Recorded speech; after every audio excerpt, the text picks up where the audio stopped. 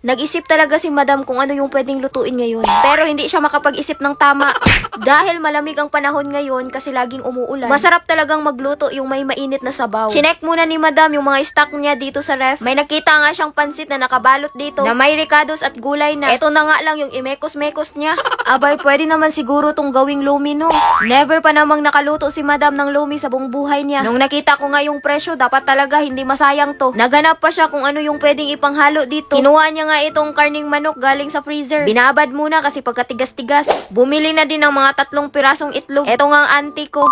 Pagkadami-dami na namang garlic na hihiwain, ipapasuyo ko na lang dito sa auntie ko. Siya na muna yung magtadtad nitong mga bawang. Kasi diba sa lomi may itatoppings siya na fried garlic. Dapat gagawa din kami ng ganun. Syempre meron din namang tatadta rin si Madam. Kahit hiniwa na tong mga gulay, abay hihiwain niya pa din ito. Lalo na itong repolyo, buo pa din. Hindi ko alam kung itong pansit na to pwede itong ilomi. Abay eksperimento na naman yung mangyayari dito. Eto na lang kasi yung meron si Madam sa mansyon. Kaya gagawa na lang natin ng paraan to. Tapos na nga nahugasan ni Madam itong pansit. Tatadta rin niya muna itong mga ricados at gulay na ihalo.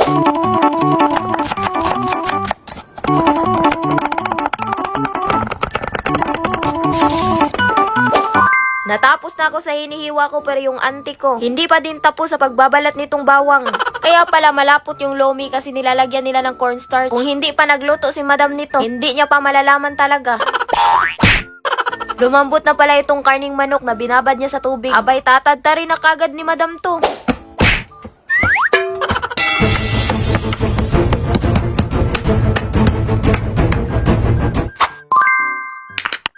Medyo napagod si Madam dun ah. Natapos na si Madam lahat-lahat pero yung auntie niya, eto, nagtadtad pa din ng bawang. Abay, hindi na makapaghihintay si Madam na lutuin to. Matik na ngang inon yung stove. Sinalang na kagad yung pangmalakas ang kawali sa kalan. Dahil nga first time magluto ni Madam ng lomi, hindi muna siya magpapa-expert dito. Nagtanong muna siya sa auntie niya kung ano yung dapat gawin. Eto na nga, nagbuhos na nga siya ng oil sa kawali para malaman na mainit na yung mantika. Abay, hawakan mo. Pagkatapos, ilunod na yung mga ricados. Eto ngang bawang at sibuyas, pinagsabay na ni Madam. Inamoy-amoy lang ni Madam yan kung luto na ba or hindi. Tapos, nilunod na yung sahog na karning manok. Takpan muna at maghintay ng mga ilang araw. Hirap na tong auntie ko sa paghiwa ng bawang. Sa wakas, natapos na din yung tadta rin to. Kaya pripituhin na kaagad ni Madam to. Nagbuhos na siya ng madaming mantika. Nilagay niya na kaagad yung mga tinadtad na bawang para maging crispy to. Abay, wag ka talagang magtipid ng mantika. Takpan muna para maluto kaagad.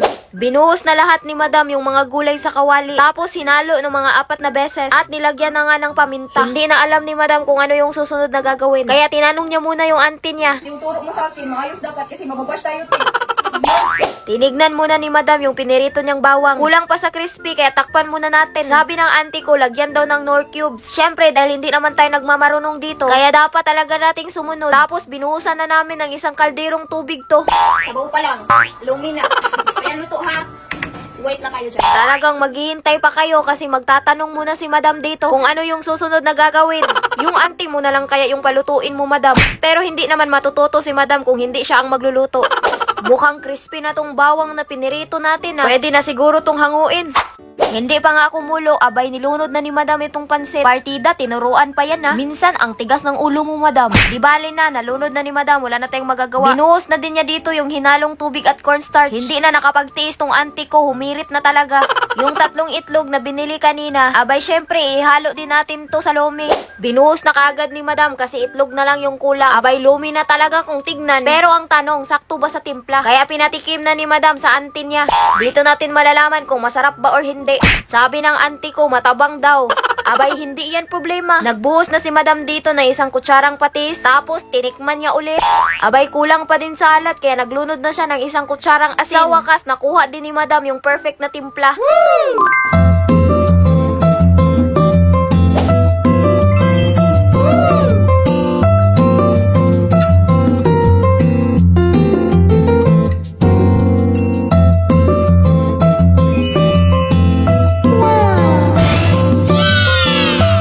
Kanya-kanya na sa pagsandok ng lomi. Ready nang humigop ng sabaw tong mga angkan ko. Syempre, hindi magpapahuli si Madam dyan. Abay, napagod yan sa pagluluto. Eto lang talaga yung masasabi ni Madam sa niluto niyang lomi. Perfect! Abay, perfect na perfect talaga yung lomi sa tag-ulan. Kanya-kanyang diskarte na lang to. Pero nasarapan talaga yung mga angkan ko sa niluto ni Madam na lomi.